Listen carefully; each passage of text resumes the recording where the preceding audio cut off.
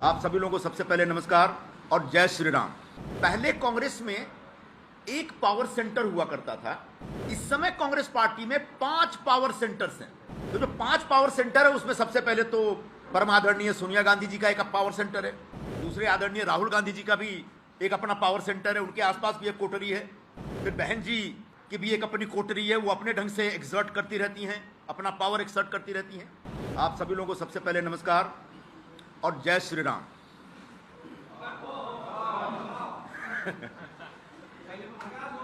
ऐसा है, इस क्षण का बहुत दिनों से आपको भी इंतजार था और मुझे भी इंतजार था। आपको पता होगा, एक हफ्ते पहले मैंने घोषणा की थी और वो घोषणा तब की थी जब महाविकास आघाड़ी की तरफ से शिवसेना ने बगैर कांग्रेस के साथ सहमति बनाए एक खिचड़ी चोर को हमारे क्षेत्र का लोकसभा का अगला उम्मीदवार घोषित किया। मैंने साफ साफ कहा था, मैं खिचड़ी चोर के लिए काम नहीं कर पाऊंगा, क्योंकि भ्रष्टाचार एक बड़ा मुद्दा है। भ्रष्टाचार के मुद्दे पे कांग्रेस पार्टी हमेशा हाई मोरल ग्राउंड लेती है।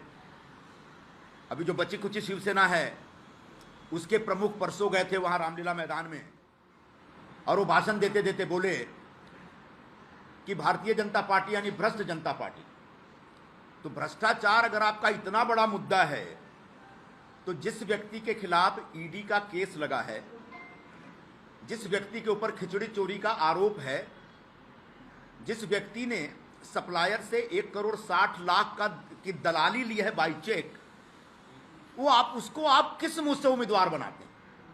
मैंने यही मुद्दा खड़ा किया था और मुझे लगा था कि मेरी पार्टी जो दिन रात भ्रष्टाचार के मुद्दे पे सभी लोगों को नसीहतें देती रहती है, शायद इस विषय को समझेगी, लेकिन मेरी पार्टी ने भी नहीं समझा। और इसलिए मैंने कल घोषणा की थी, जब मुझे पता चला कि ये कोई एक्शन लेने का मूड में है, तो मैंने कहा काहे के लिए अपनी स्टेशनरी वेस्ट कर रहे हो, मैं कल सब अनाउंसमेंट कर दूंगा। मैंने रात को 10:40 पर खड़गे जी को अपना इस्तीफा भेज भी दिया था और मुझे लगता है कि उसके तत्काल बाद शायद उस इस्तीफे में कुछ ऐसे शब्द थे, ऐसा मेरा एक्सप्रेशन था, उनको लगा कि कुछ ज्यादा हो जाएगा अगर हम चुप रहेंगे, तब उन्होंने इस प्रकार का एक फैसला किया। मतलब A4 साइज का एक कागज कांग्रेस पार्टी ने आखिरकार बर्बाद कर दिया, ऐसा मेरा मानना है। अब रह गई बात, कांग्रेस पार्टी ये सब क्यों कर रही है? कांग्रेस पार्टी इस समय एकदम से संरचनात्मक ढंग से देखा जाए तो बिखरी हुई पार्टी है।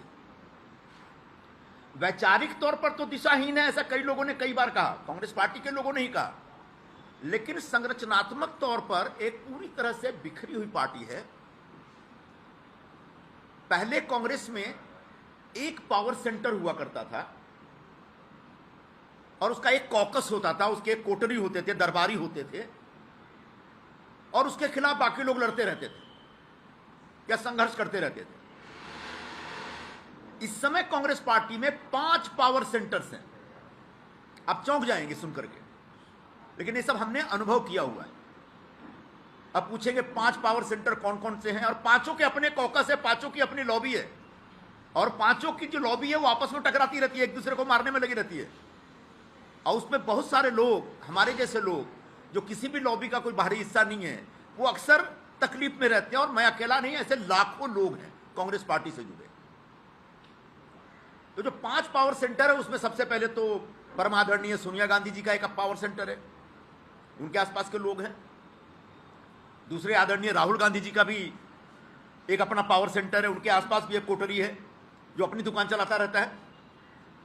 फिर बहन जी की भी एक अपनी कोटरी है, वो अपने ढंग से एक्सर्ट करती रहती हैं, अपना पावर एक्सर्ट करती रहती हैं।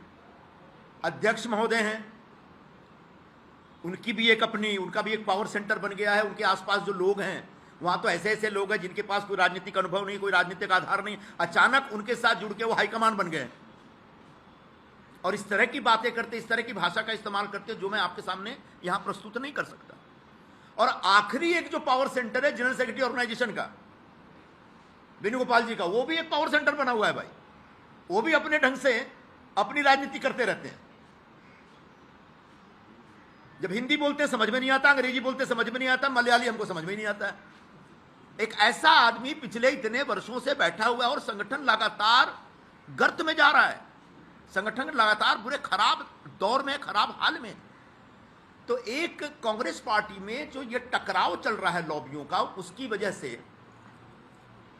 कांग्रेस के बाकी राज्यों में बैठे जो लीडरशिप है, जो मेरिटोरियस लोग हैं, जो योग्य लोग हैं, उन लोगों का कष्ट बढ़ता चला जा रहा है। और मैं पिछले 4-5 वर्षों में इसको बड़ी गंभीरता से मैंने महसूस किया है, लेकिन मैं धीरज रख रहा था। आखिरकार धीरज टूट गया, बांध टूटा धीरज का, और उसके बाद जो सामने आया वो सब आपके समक्ष है।